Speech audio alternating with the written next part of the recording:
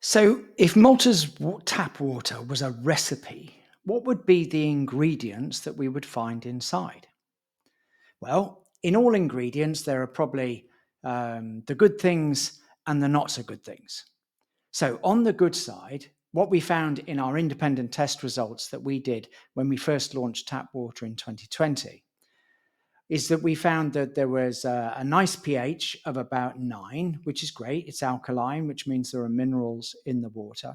And we also found quite decent concentrations of calcium, potassium, magnesium, and also sodium. So these are all healthy minerals, the kind of things that you'd have in your electrolyte drinks, for instance, if you're working out in the gym. But also, they're also healthy minerals that you would want for good hydration. That wasn't the only thing we found in our tests, and we did independent test results before and after filtration.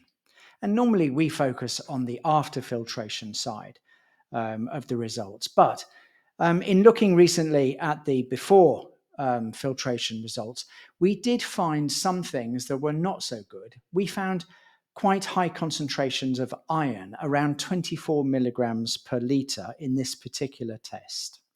We also found chlorides at 34 milligrams per litre, and of course, free chlorine, which we know is added in the water in order to make it, in order to protect it from bacteria and stuff like that. There were also traces of lithium, nitrates, and bromoform, which is one of those trihalomethanes, which have been linked to bladder cancer. So that's why it's a good idea to always have a water filter on your tap water system.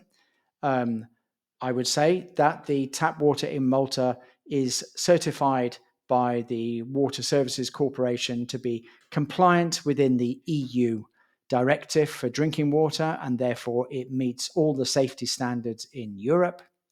A water filter that you attach to the kitchen mixer and has a filter inside, such as this, for instance. This is an Echo Pro filter that hasn't been used very much, and this is an Echo Pro filter that's been used after about 3 months. So you can see that there is some discoloration here from what you probably find in the pipes, which would be iron and stuff like that. So a drinking water filter protects you from anything that you might find in your water. The important thing to know with independent test results is that they're a test at that particular moment, that particular time, in that particular location.